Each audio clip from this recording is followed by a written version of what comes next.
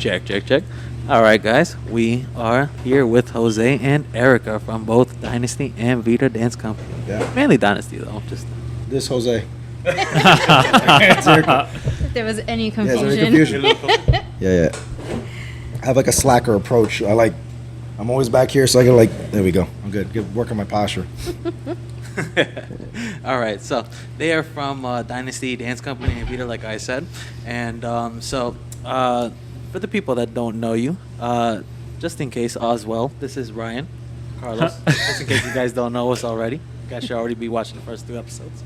But so for Jose, introduce the people who Jose is. That's a very layered question. Who is really? I'm still trying to figure that out myself. Entrepreneur, I'd say. Working class citizen, lover. Not a fighter too much. Yeah. This is me naturally at rest. Like Just take it with you. yeah. I'm just gonna take it with me. Can I Just carry it. Yeah, just carry it. You can carry it. Okay. Yeah, no, I have to mull that question over a little bit, man. That's a deep one. I'm here though. That's where I'm at right now. Well, tell these lovely people your style of dancing, what you like to do for a living. What I like to do, I have to do for a living. That's a 2 different questions. So I mainly special. Do I look at the camera or look at you guys? Give How's it, this work? give it look a at good us. look. Okay, cool. This works out better. Just make sure we're giving you guys the best experience possible. So I dance salsa, mainly mambo on 2. I do dance bachata, merengue, usually kind of like salon dances, things like that. But for the most part, those are my specialties. I start my own company, Dynasty Dance, which is basically a collaborative group of artists that have a similar idea in basically progressing and showcasing our skills to the dance community. I also work a 9 to 5, like a regular Joe Schmo, but that's not what I like to do, is what I have to do. Okay. There's that difference. All right. So, and you've been dancing for how long? I don't know, man. You beats me. Probably like 16, 17 years now, I think, give or take. Crazy. Yeah, Wow. I know. It's wild. Wow. Shit, I'm old. All right. And Erika, tell these lovely people who you are as well. Hello. Okay, let's see. Talking about myself. Let's see. Hi guys, my name is Erika. Born and raised in Brooklyn. I feel like the same thing. It's like, crazy because what- I should have what said can that. I That was say actually a about good me? answer. Born and raised in Brooklyn. That's me too, actually. I was actually. I'm trying to steal your shine. Go. It's okay. Damn. When I get that question, sometimes I'm just like, I don't know how to answer that. Yes, definitely dancer. Definitely a passion that I have. I also work in the medical field as well. I've taken a break from that the past 2 years now, just given the situation going on in the world with COVID and all of that. So I kind of took a step back from that and just kind of been focusing solely on my dancing. And right now specializing in salsa as well. That was like my first love, along with background training in like hip hop. I've done reggaeton, currently teaching Latin fusion as well, and heels. And I have my own little twist with my Latin fusion heels as well. And yeah, that's it. I do bachata. I do merengue too, cha-cha. Your answer is way better than mine. You think your, so? Yeah, your roster was. Yeah, and your delivery was on point. Thank you. Appreciate that. How long you been dancing, Erika? Oof. Not that far from Jose. Yeah, okay. I think I started when I graduated high school. So I started, I think, 2007 or late 2007. So Something, but you definitely. It's a minute. She's like a wine. She definitely went more gracefully into these years than me. All right. Now, one of our things that we're curious about too. Why now? Like, why start your own things now? I should say. Well, I think more so like anything, it's like there's certain like signs in the time of your life where you're able to pursue certain goals easier than you would in certain timelines. Like anybody, you have to make certain sacrifices in your life to do what you need to for yourself, for your family, to provide. And when the planets align and you get those obstacles moved out your way, then you got to take advantage. At the end of the day, it's not really like a race to when it, as soon as you can get it happening. It's really more so like when you can do it. You know, there's never any kind of time limit or expiration date for that. So yeah, now's the time. Now's the time. Okay. Have you noticed any obstacles, like, you know, in the, I'd say, very early stages of starting your own company? Yes, but I relish them more so because for me, I've been basically, I'll say, raised with a lot of obstacles. So I never really get anything handed to me. For the most part, everything that is thrown my way, it's usually an obstacle. So it's a blessing in a sense, I would say, because outside of dance in general, I'd say that I've learned a lot of tough lessons and learned how to react and respond to them so they don't happen again. So I apply that same mindset just opening a business, and any mistakes that kind of get thrown or any kind of problems at all, my mindset isn't to kind of be like depressed or kind of like submissive to that. My mind automatically starts gearing towards how to resolve it fast and how it doesn't happen again. And then just at the end of the day, makes me a little bit more efficient on my approach on how to make the brand grow. Right. Nice. Yeah, because you both recently branched out from a previous company, right? Yeah. Yes. Yeah. So how long have you guys been with that company in total? I think since it's open for the most part, I was there. I think I started with them for, I think their first class, actually, I signed up on Halloween, which is funny. You would. I did, actually. I was walking out trick-or-treating with my kid, and I signed up. So, my niece. Yeah, I was going Yeah, I didn't. like My whole timeline was crazy. That timeline Yeah, I'm didn't like, I add have up. another kid. Nah. So I basically I was there, I think, for about like a good, maybe about 16, 17 years, I think. So however long the anniversary was, that's kind of when I started. I think Erica's was like a year and a half, 2, or something like that. Or when did you come in? I came in around 2007, yeah, because I had just finished high school and I was going into college. Got it, yeah. Yeah, and then, I think we kind of took our step back around the same time. I did, my time of departure was like during COVID. So 2020, I would say. Yeah. Yeah. And what made you want to branch out? For me, it was just honestly really trying to figure myself out more as a dancer.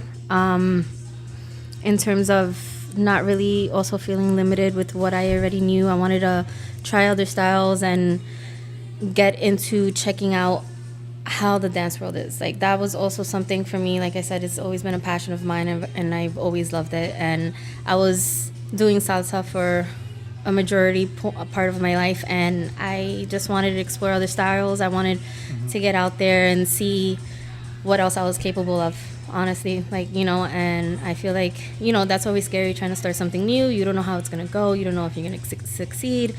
But it's definitely been a blessing because I've met so many new amazing people along the way, and I've had so many other opportunities that I feel like I wouldn't have had that access to if I didn't put myself out there. Yeah. Yeah, because I think, what was it, last year or was it this year that you went to the World Summit or something like that? Yeah, this past year was our second time, yeah. So that was also something brand new to me because we've always done only congresses and other events within New York. So that was definitely a different animal in itself. Definitely a different experience. I mean, again, always congresses and events like these, I always appreciate it because people always come in working their ass off. So it's just seeing people's creativity with certain songs. I think we've probably caught the same song a few times by a few different teams, but how they interpret the music, their choreography, how they hear it, it's nice to see how people's creativity is different on the same thing. It's how their minds work. Yeah. Yeah. No, And how I agree you with that. interpret it, yeah. But yeah, that, I've done few little, I'll say my point little cameo in a movie. That wasn't much. I won't claim that as me being an extra on anything, but also having the ability to open myself to those little opportunities, and it's opened me to music videos or just other events and other paid gigs that I normally wouldn't have gotten before. So yeah, it's been a very new experience, very humbling. And yeah, I'm getting nervous, so I'm gonna stop now. So a question we like to ask people when they come onto this podcast is, since you guys have been dancing for 16 or 17 years, when you guys first started dancing, did you guys think you would end up where you are right now? Hell no. Hell no. Yeah, I don't, definitely not. No, You know what my thing was? I remember my first class, and you know how they they'll do the demo. Like it shows like where you can be if you continue through learning. And I remember seeing that, and I'm like, I always love to perform. Like I'm not much of a verbal person, but I love to perform. I guess that's my way of expression where I feel comfortable. So I remember seeing that, and I'm like, I want to perform. Like that was already like on my goal list. I didn't expect it to take me as far as it did, but I don't regret it at all. You're still on that team now, right? With Shani? Yes. I still, Shani Talmud is the director of Querencia NYC. Check us out. By the way, so. Hey, Shani. Literally put that IG hand. I love how you threw that. Oh, yeah. Trust me. I tag anyone that's anyone. Yeah, that's no, I am still with her. I also dance alongside her ladies team, Cadencia. So there's two. So we have like the Summit team that has been going out to perform, and then she also has her ladies team. So I'm part of that. And like Carlos said before, Dynasty and Vida. So I'm a little all over the place doing the things. Yeah. Yeah, it gives everyone an opportunity to learn from you guys. That's true, man. Yeah, it's one of the beautiful things too, not to be limited to the specific. And Jose, you run the team, right? Yeah, I don't know if you heard of him.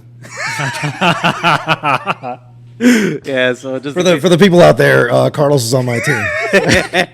So yeah, I run La Revolucion, and we call it Revo for short. And Revo basically is we're heavy Latin, but we like to incorporate other styles and make also kind of tell stories in our routines. So not just like the concept of just having a fusion in salsa and Latin, but also some kind of theme or some kind of gimmick that just draws more of an entertainment value or just more or a shock factor, or wow factor to the audience.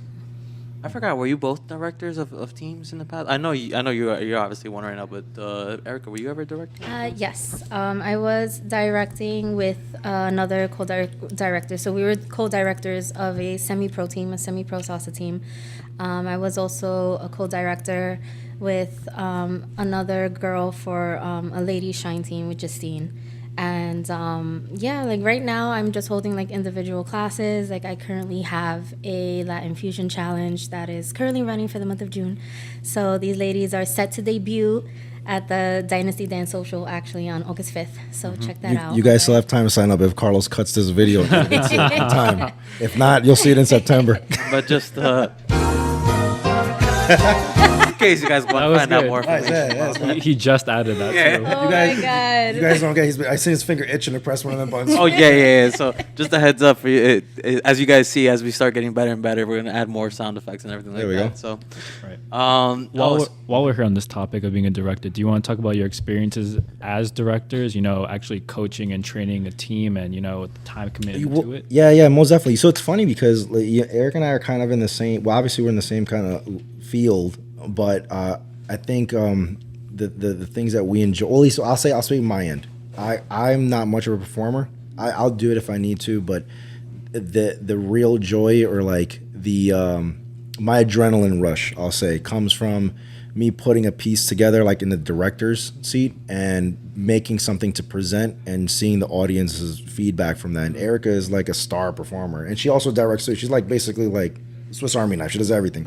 But like my forte is creating concepts and images and things that I like to have the audience kind of see how I present movement or just dance in general, you know? Right. So that's where I think I come in. And also my passion of teaching. I love teaching. And I feel like even myself, like watching other people, now that I have more free time to go out there in the scene and just kind of learn from other people. And it's been one of the more rewarding experiences that I've had in this journey. You know, and I obviously, like I said, some things that I wish I could have done a little sooner, but I'm thankful having the opportunity to do it now. Okay. Nice. And Erika, same question for you. Do you want to talk about your experience as a director and what you've learned from it? It was definitely, and it still is like a learning experience for me. Like I always feel, even now as a dancer, I've been dancing salsa for so many years, but I know there's still so many things that I can learn and need to learn. So I always try to keep that mentality, especially when it comes to me either directing or, like being in charge of a team or a group of people. I feel like that and teaching helped a lot with like I said, going back to like verbal communication, I was never a fan of public speaking. So that was also one of the factors why. This is technically public speaking. Yeah, right I know. here. I know. But you're doing pretty well. Yeah. You're doing really well right now. Thank you. No, but what was that? Adding the pressure to her. Damn, you made me lose my train of thought. No, yeah, like you was choosing to deliver gold. I was. Like, you ruined it. So child, It's okay. No, It's okay. no, directing and then teaching in general has helped me more with public speaking. I was never a fan of it, especially in college, and then that was kind of like one of the things that held me back from teaching sooner because I felt I wasn't ready for it. But it has helped a lot because kind of like what Jose says, like he loves teaching. Like I love being able to help people. I love being able to help them on their journey, you know, whatever it may be, as just as a dancer, a student, a performer, you know. So it has helped me with patience. It has helped me with then also as well, like challenging myself with creativity, especially when it comes to choreographing. And yeah, and then you know you kind of get a bond with the teams, and you know like even like I did kids teams as well. I was also one of the directors for like the kids team, so especially that, and then seeing a lot of them now that they're teenagers, and some of them have continued on their dance journey, and seeing them now at other companies or just like grown up and like doing the thing, like it's a proud moment to see how far they've come. Like I don't take anything away from it. Like I it's not like one of those like, oh yeah, they were my student, I taught them, nothing like that, because that's their talent at the end of the day. Like I just helped, you just happened to be in my class and I helped bring that out, but that's all them. So I think it's also like that proud moment of knowing that you helped someone get to where they want to be, kind of like when I started, and then my teachers at the time were like pushing me. They saw something in me, they saw that I wanted it, and they helped me out. So like it's nice to know now that I could be that for other people. I like something you said too. I think one of the better things about, or at least I'll say one of the blessings, that's the right word, one of the blessings about when you have a team is that you do it obviously to for the experience for other people, that you also create a sense of community and like a family, you know, and that's not the main intent, but so a lot of like my closer friends now are people that were on my team that are basically family to me, all through dance. Right. Just so you guys who are listening to this podcast, about 2 weeks ago, it was the BIG Festival in New York City, in which we had just teams from across the country, across the world, coming to New York City to do what they had to do on stage in front of, like, let's say 200 or 300 people, right? Were you guys both there? Yeah. Yes. Yeah, no, I danced with you. For sure. Ask me how long I've been dancing. But as you guys, I'm not sure, were you guys able to watch the performances? Yeah. Yes. Right. So as you guys were saying that audience, what did you see or notice within the performers that were actually performing? Like, did you see things that you guys could take from them and put into your own routine? Do you see how like they were like moving to the music? Like what was going through your mind as you were watching it? You want to go first? You can go first. You always. A few moments later. Oh, that was good. I was super lucky. That was super. I didn't know what that one was gonna do either. Yeah. So the first thing I noticed is actually how much hard work people put in when they're presenting anything they're showcasing, and then you also, the first thing that kind of radiates before you even say anything is everyone's passion. They're the love that they're showing everyone what they're doing. But yeah, in regards to inspiration, so much, you know. You Erika was saying it too, like that you listen to a song that you've heard a million times over, and then the way the choreography is interpreting a certain section, you're like, I wouldn't have thought of that. That's pretty cool. But then even just that thought spawns another creative spark that it's like, wow, this movement now, if I do it like this, I can make it a little bit more complicated or just present it in a different fashion. So it's just really honestly like a smorgasbord of just creative, you know what I'm saying? Like, you know, just options, you know? So I think It's like you're feeding off of each other's creativity. It's like, you know, you'll do something, I'll do something, and then, you know, we don't know what the next thing's going to be, but there is a next thing. right, exactly. And then I think when the really kind of the panoramic of it is people feeding off of all the dancers, and everyone in that crowd is basically dancers, choreographers, and professionals, or even if they're just socially there just to dance. The bar starts to elevate because you're getting inspiring other people to surpass or match your energy, and then it just becomes where every year you don't know what to expect because the talent is so amazing. Right. Yeah. I had to piggyback off that. I mean, I feel like the same thing, just because I also haven't done like a partner work team in a few years now. So it's just like also now seeing how majority of the teams, stop looking at me like that. A few of the teams, majority of the teams are partner work teams. So it's nice to see that, and then like Jose said, like be re-inspired and just be excited just to see how they present their choreography. Like me, like I always feel the reaction when I see that those performers when like when you see that they're enjoying it when they're on stage and they're killing it, like you feel that off, you feel that radiating from them. So I always love to see that. Always love to see people's different ideas. Like I said before, same song, you could give it to 3 different people and it's 3 different completely different routines. So it's just kind of like, it's nice to kind of see and get those different ideas of like, oh, I didn't think of that. And, that kind of like trickles down to now you opening your creative side and seeing what you can explore in that realm. Right. So, yeah. Yeah. And Carlos, what made you start a podcast? No, I'm just playing. yeah, but and then as far as being on the other side, like being not the director, but being on the team itself, it does take a lot of commitment, right? Like, Well, yeah, for a fact. I mean, just in general, like it may not be, I guess, seen all the time in this sense, but realistically, it is dancers or athletes. The way you're honing your body to be able to compete at that, or at least perform at that level. It takes a lot of commitment and the hours that you put in just to get that aesthetic that it looks effortless. It's a feat in its own. Right, and everyone's coming in after work, and then they're putting in more work, and then they got to go to work the next day. Right, and the funny thing is that people, they when you like looking up dance lessons and everything, people take dance classes to de-stress, and it's stressful as shit. This shit is That's stressful right, as it shit. is. Yeah, it's crazy. Don't dance.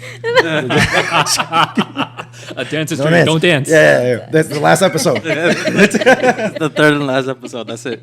Oh man. But what do you guys think it takes to be on a team? If you had to like give it to other people, like if you had to really like tell someone that's just fresh off the boat, or they've never been on a team, what would you advise them that what it would take to be on a team? If you had to be blunt and straight.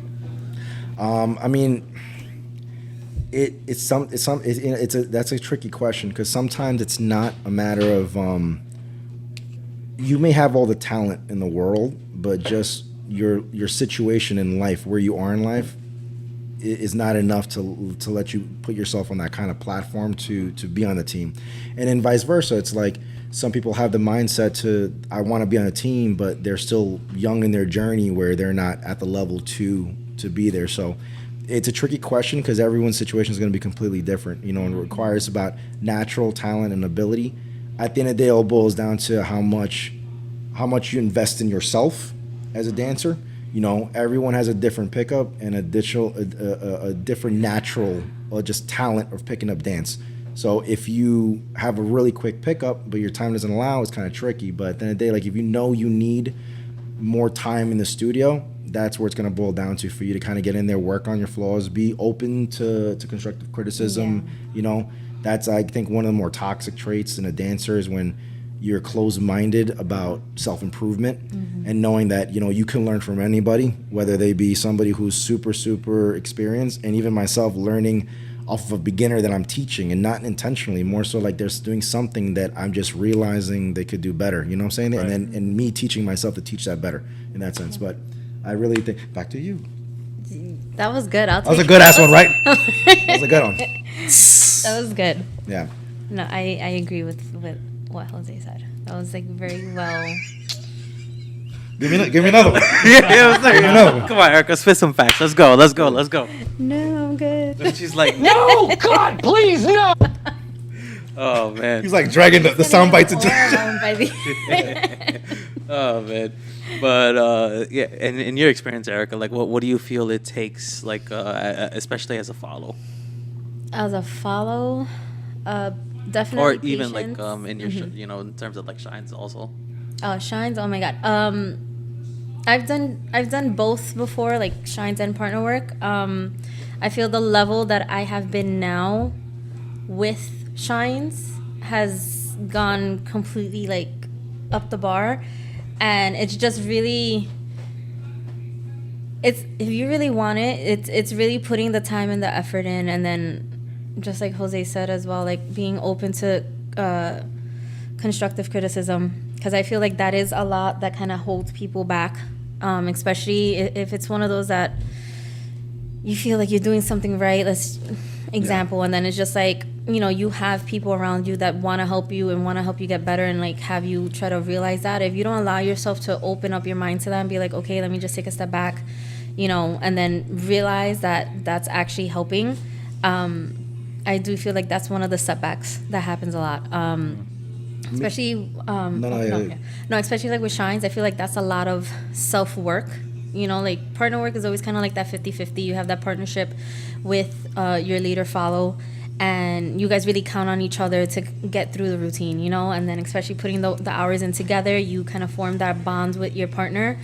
On a Shine routine, you have, you know, in both you have your team, but at the end of the day, for me on a Shine thing, like you're going out on that floor and that's all you. Like if you mess up, like that's on you completely. And I feel like for Summit, for example, that was always kind of like the extra pressure that I am currently trying to take off of myself, because You still get nervous? always, always, I'm panicking right behind the curtain before we go on. But it's always like, you know, that self-talk that's just like, okay, you've rehearsed this, you've put in the hours, you know the routine. It's just really trusting yourself.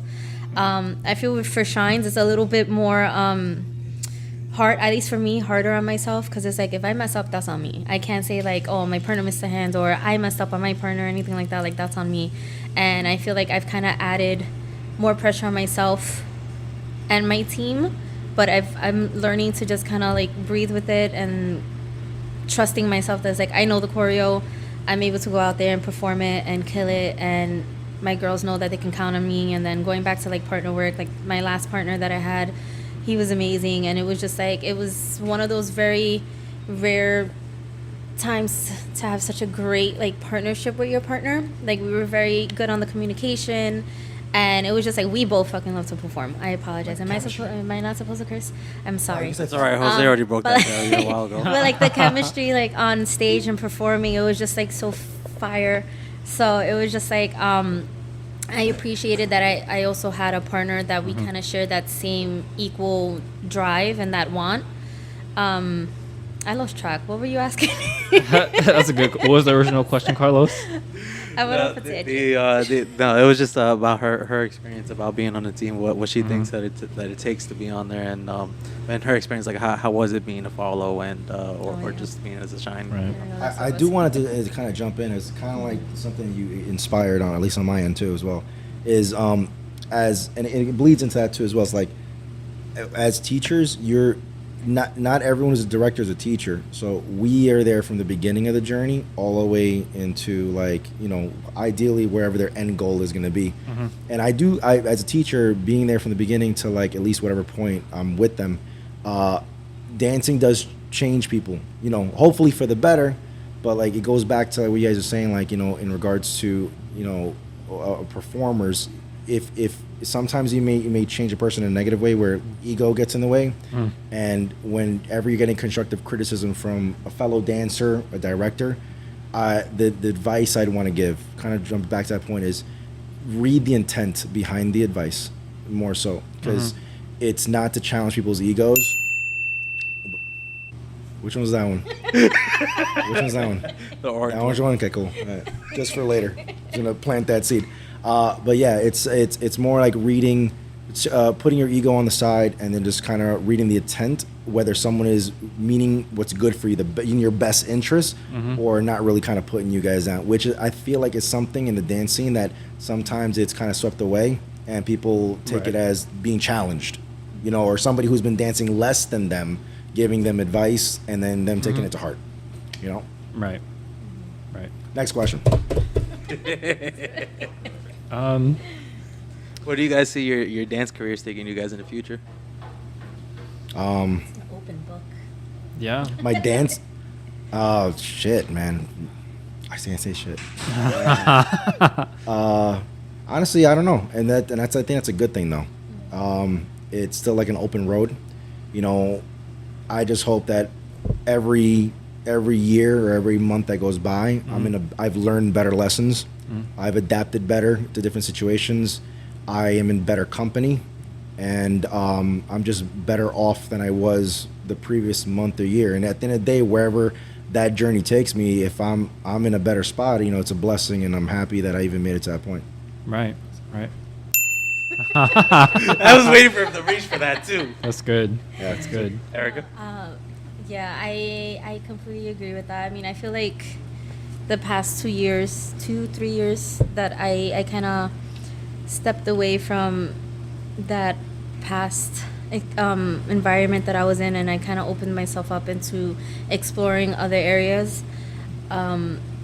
It was definitely, you know, a blessing as far as me growing as a dancer, as a performer, getting these opportunities that I wouldn't have thought of, or maybe at the time, maybe I didn't think I was capable of.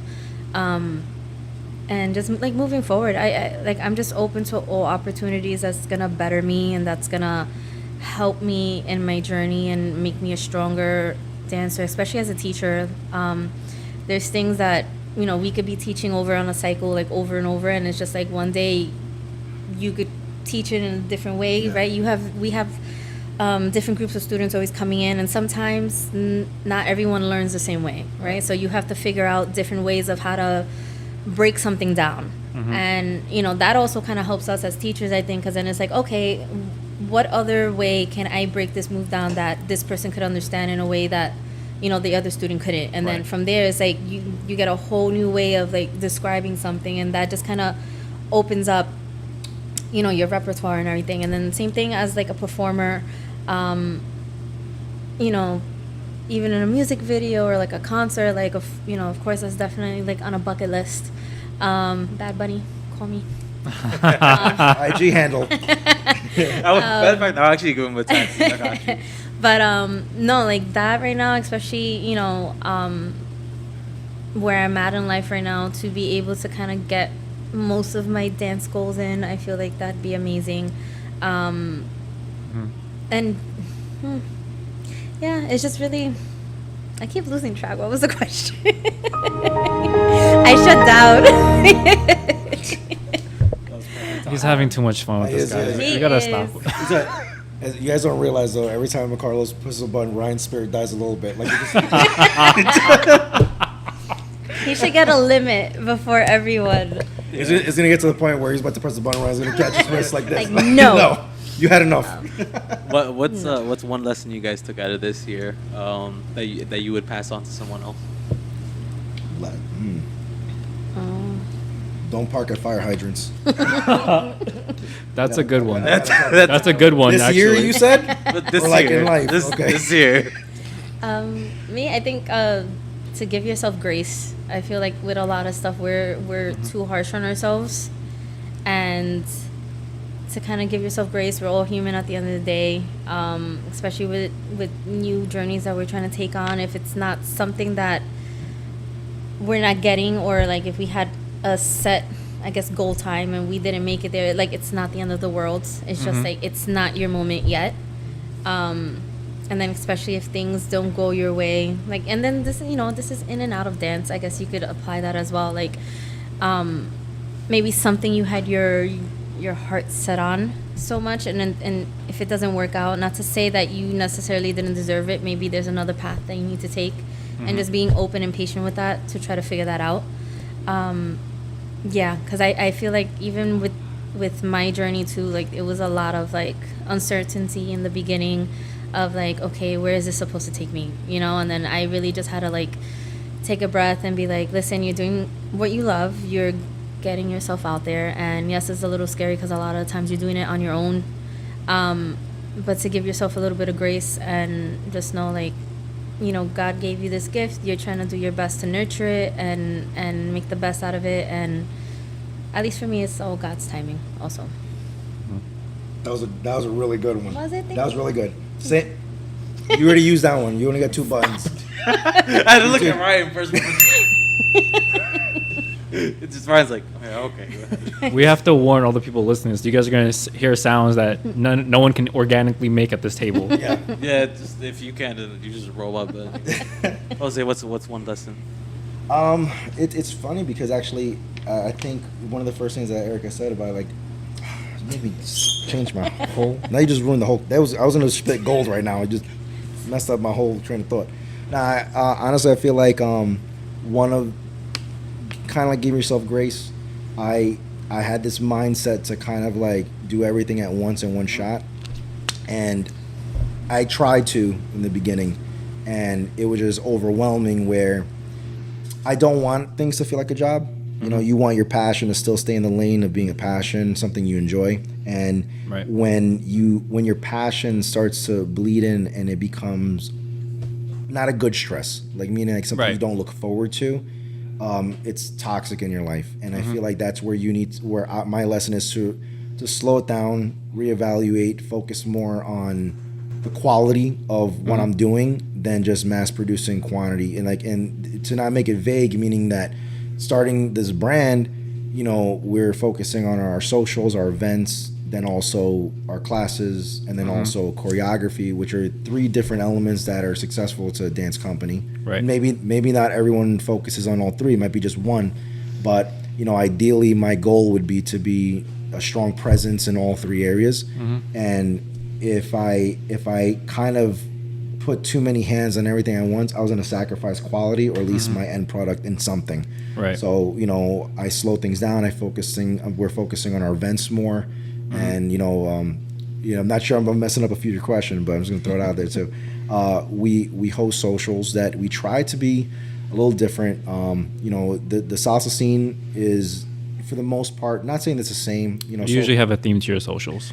yeah, we try to make, and more so, not even just a theme. It's more of an experience. I want it to be when you go to social dance, you're getting what you paid for, basically what you're expecting to get there, but just more chances to create memories and interact with the guests that are already there. You know, but not straying too far from that. You know, we decided to focus on that and everything on its side, like the team and the classes, are going to be filtered in to be focused on a little bit. And I think that's where the lesson is, to be more patient and focus on certain things at a time and really do the best you can when you approach them. Right. And while we're here, do you want to talk about how do you know when you need to slow down? Like, I think like when you're dancing and you're just keep going at it, it's really easy to get in this space of like, oh, I got to go to this class, I got to go to this class, and then after I got to stay back with my team, I got to go train until 1 a.m. in the morning. Yeah. And all of a sudden you're doing that every single day, and then all of a sudden Congress is the next day, and you got 5 hours of sleep average per night, and you got to go perform. Right. I mean, it's just not even outside of dance. I think it's really listening to your body. You'll know that, you know, when you're lethargic and your energy's down, Or when you're cranky. or you're cranky. Yeah, like you don't have the drive to go do something that you normally would be like canceling plans for to go do. You know, like you know, there was a point too, and I feel like a lot of people can relate to it too, where you get jaded because you do it so much, and even like in our previous time when we were teaching in other locations, our calendars were so locked up that, you know, you'd sacrifice times with family and just friends, you know, and then you forget, you know, what it's really supposed to be. It's an outlet, something that you can really kind of let loose and center yourself and escape. And when that starts to bleed into your person, like your work, your family, and everything, that's when I think you have to kind of recenter and slow things down. You know, Right. like, you know, listen to your body, your life. You know, focus on what's important. You know, dance is important too, because it's a healing mechanism and escape for everybody. But you know, at the end of the day, you have to kind of find the right balance, and you'll know when it feels like it's too much. Right. Damn, that was good. What's the blue one do? Oh, the blue one, which one? The right one or the? No, the black. Yeah, that one. It's a commercial In case you break. want to, in It's a case you want to commercial promote your break. classes and stuff. Commercial break. That sounds like it's a commercial. We'll be right back, folks. Yeah, yeah. There's also another one. I'm dead. You know that when you press these buttons, now I'm gearing my combos to make you press that shit. Dad, listen, whatever see. makes the quality of the show better, guys. But Eric, What was the question? A few moments later. Damn, that was a good one too. Like, I feel like I have nothing else to add to that at the moment. Ask Erica first. Ask Erica first. I like talking to everybody, so it's like, Ryan, repeat the question again. Right. It was, how do you know when to slow down when you're going just so fast? Honestly, like me personally, when I really do start to feel overwhelmed, and kind of piggybacking off of what Jose said, when it starts to feel like a job, you know, like at the end of the day, like, yes, we are teachers and we have all those, you know, all these responsibilities, but, you know, that should still not feel draining, you know, that shouldn't feel like forceful, you know. And then I feel like the moment that it starts to feel like that, or you start to stress out over it, when it's supposed to be fun, when it's supposed to be your outlet, when that's the thing that you're looking forward to most at the end of the day, and now all of a sudden it's kind of like that's where you kind of need to take a step back and like check yourself, like, okay, like, what is it do you need rest, do you need a day off, do you need to like reevaluate like where you're at, whether if it's, you know, a different company or a different studio or a different class. And, you know, I have felt that a few times, you know, like throughout my little dance career. And then it's just really having to listen to your body also. And then going back to making sure that you're keeping that life-work balance. And then more... I said that shit's a bitch. Yeah, like that, but then watch your also... language. We're on a podcast here. But also, you know, giving yourself time to feel everything, you know, as far as, you know, enjoying your passion, and then reminding yourself that to don't overwork yourself to the point that now it doesn't become fun anymore, or that you don't, I'll use this word, like, you don't treasure it the way you used to. Especially then keeping those boundaries of like, okay, this is the time that I'm going to set for this. You know, and then with COVID that we all kind of took a break, it really helped me reevaluate. Like, there was so much that I missed with family because it was like I couldn't do that. I had to go do this or do this instead. And like now, the fact that, you know, also as we get older, you know, our parents get older, you know, we go through so much, and especially during this whole time of COVID, I know a lot of people that have either lost someone or like all these things, you know, it kind of shifts your mind back into reality. And it's just like, at least for us with dance, like, yes, we love it, but it's also, it shouldn't drain us down to the point that we don't have time for anything else, you know? So at least for me, it helped reevaluate that with my family also, that being with them, like enjoying that time and being present is so precious. And, you know, you're not always going to have that, you know, dancing will always be there for me. You know, if I have to take a step back,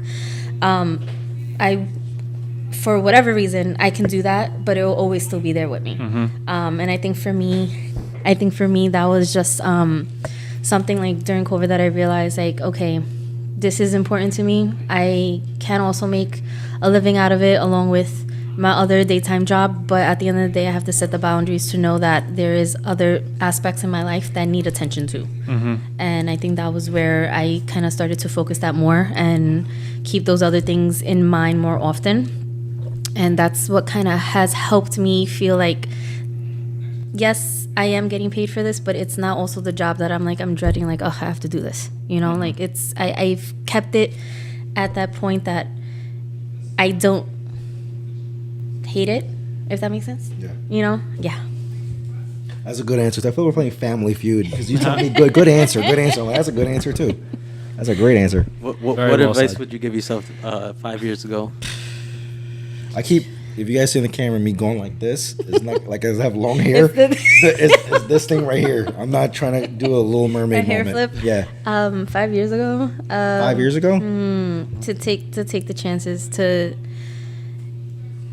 if I did, I guess this may apply for both of us Yeah, as far as taking. we're going to share this answer. Yeah, as far as taking our risk and doing what we've wanted to do, I part of me would say to have done it sooner. Part of me also, I always feel conflicted with this answer because I always feel like you're where you're supposed to be at that moment for a reason. So I could kind of go in between both. But if I was to tell my younger self to not be afraid and take the chances sooner, I would have. Because, you always have that thought in the back of your head, oh, where could I have been at this moment had I started something sooner? But then that will also stress yourself out, because then you're worrying about something that never happened, Right. So at least for me, I would say to take the risk, to surround myself with people that support me, to be more mindful of how to, what's that word called? Like to separate yourself from people that were either toxic or weren't supportive or didn't have your back.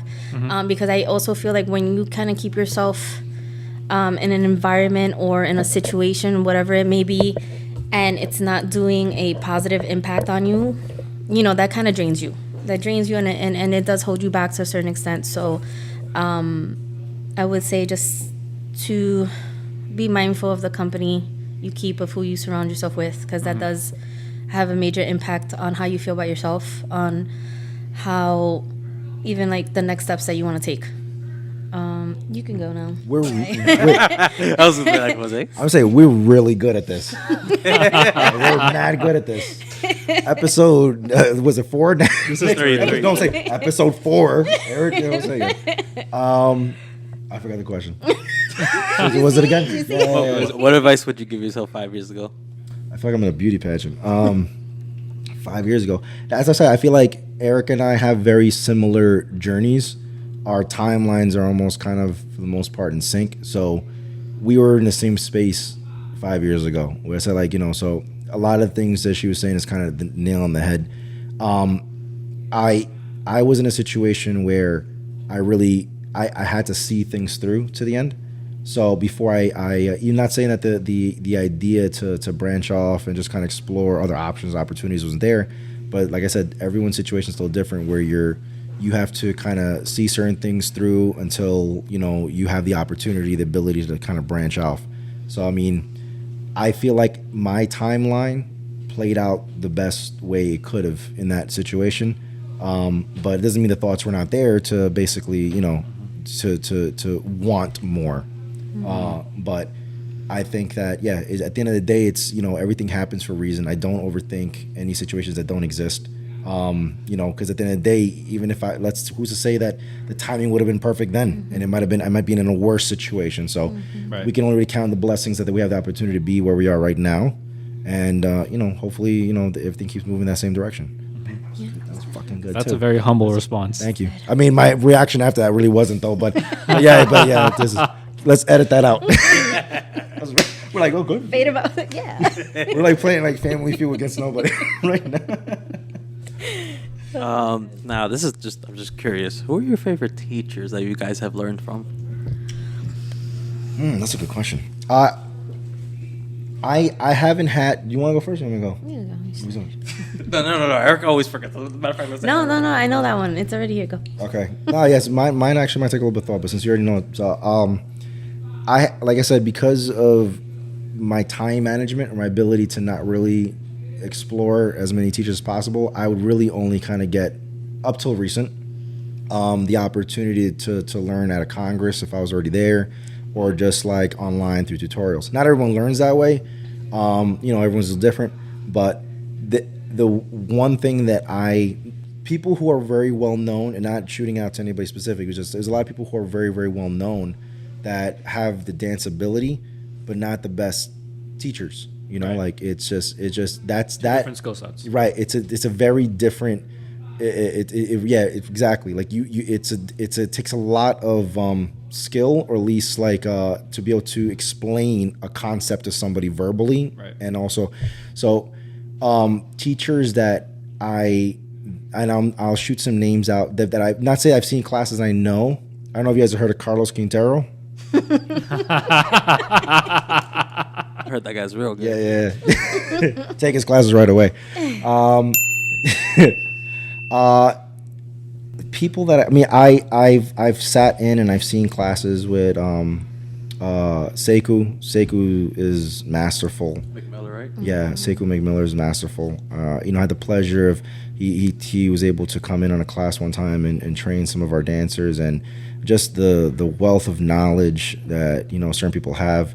Shani is just experienced, like in general, like in a sense, just an experience is not just meaning like time wise as a dancer. It's just the wealth of knowledge they have from just their journey, and it shows. Magna Gopal is I love her. just In terms of dancing wise, just don't get creeped out, Magna. Sorry. You're not gonna tag her. Great teacher. Platonically. Yeah, platonically. Thank you.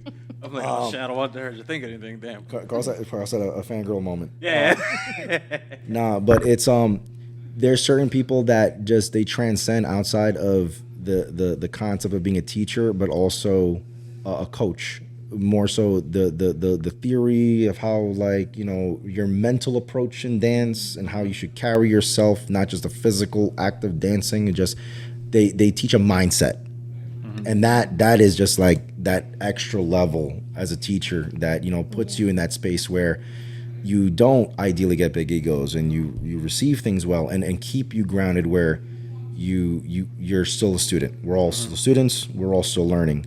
But just in people that I've looked up to, Ismael Otero, just this, and there's so much new talent right now, but I'll tell you the people that were influential in my guidance, I guess, that I influenced my style, in the sense, and even on a follow, I've learned things from follows and I'm not even doing the follow role, but it's just like them telling their perspective on the other end helps you be better on your end and how to adapt, Right.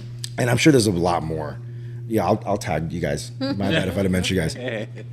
No, I I agree with the mindset. I feel like that's such an important quality to have, especially if you are looking up to them, whether they're your mentor, director, or a teacher that you are with on a consistent basis.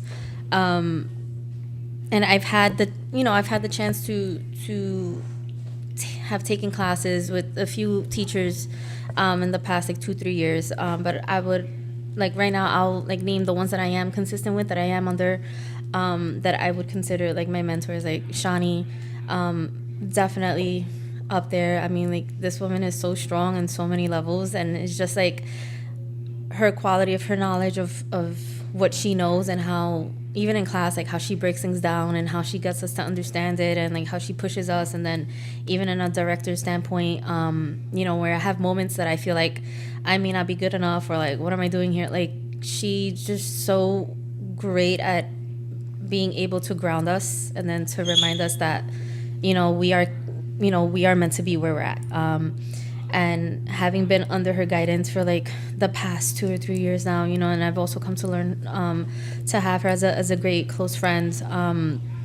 I find that so important, because it's not, because a lot of teachers out there and directors, they'll do that, they'll teach and direct, but they will never have your best interests in mind. And not to say it in an evil way or anything, sometimes it's just about the money or something, whatever. But at least with her and I've never ever felt that she cares, and that, especially being under her teams too, that's such an important quality to have, and to know that she does care about us on and off the dance floor.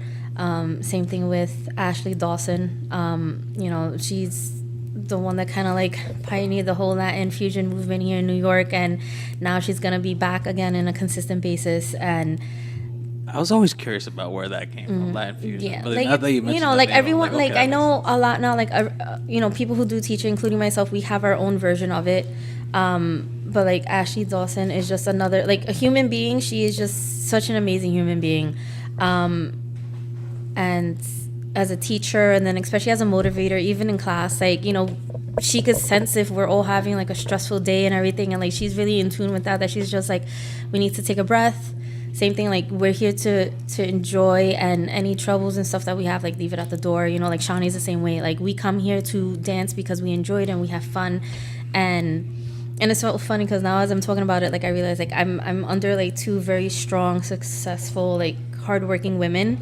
And I think that's great just to see, like, also as like the, women empowerment, like what we're capable of, especially when we're working together and everything. I feel like right now those are the two that I have been consistent with, and they're just amazing human beings on and off the dance floor. So I do give tremendous credit to them as far as like where I'm at right now as a teacher and as a dancer in my growth and in my journey. So thank you both so much for that.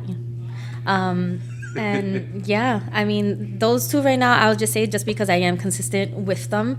But like Jose said, there's so many other amazing dancers out there. I haven't had the chance yet to take classes, but he mentioned a few already, like even like Gareth and Desiree and all of that. And then even with my heels, my other heels director that I teach with, Alix, like she's also so knowledgeable in her craft. And, being in these heels classes with her and then learning from her, because we have both completely different styles. So having to combine those styles and then really kind of get the creativity flowing, because especially when it's two different styles, you get so much more of a bigger range of movement, of ideas and everything. And I feel like we have both grown from each other in those aspects. And yeah, those are like really the three women that I have been currently surrounded with. And I actually love that I have been surrounded by women, because they're such great role models and examples of that. So thank you, ladies, all three, on that.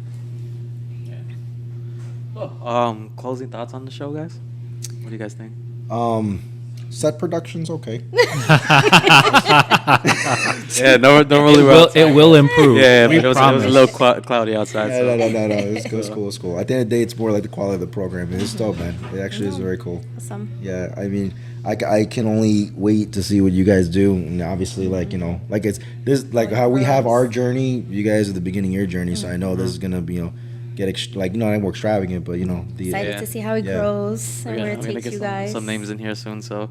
But you could get a guy like on the corner hitting the buttons, so you don't got to do it. That'd be a good one. Yeah. You have your own DJ, like, like in the. I actually have like that in the sound. Jimmy Not in Fallon this show. one. He has the Yeah, guys on the side. That's what I'm saying. Yeah, you can make like a talk show, kind of like Now, where can these lovely people find you in terms of teaching wise? I'm right here, right now. In terms of teaching wise, where do you guys teach normally? My answer's way shorter than Erika's, so I'm everywhere, but you want to do yours first. Everywhere in your house. So I teach here at Vita Dance Company. I'm actually sharing a time slot with Erika right now. You'll catch us here on Mondays, 6 to 7:30. Sometimes we go a little after that because we get ahead of ourselves. By us, I mean me. I get a lecture, I host classes in the city on Wednesdays, 8 to 9:30, and we also teach on Tuesdays. Yeah. And then Erika, where can they find you? Yes, you guys could find me here at Vita Dance Company on Mondays. Like Jose said, we are sharing a time slot from 6 to 7:30. Check us out. I also hold private lessons here too, so send me a DM if y'all want your salsa dancing needs. But as far as my other individual classes, I do host a heel session with my partner Alex Devenish. So that's been happening on Thursdays consistently.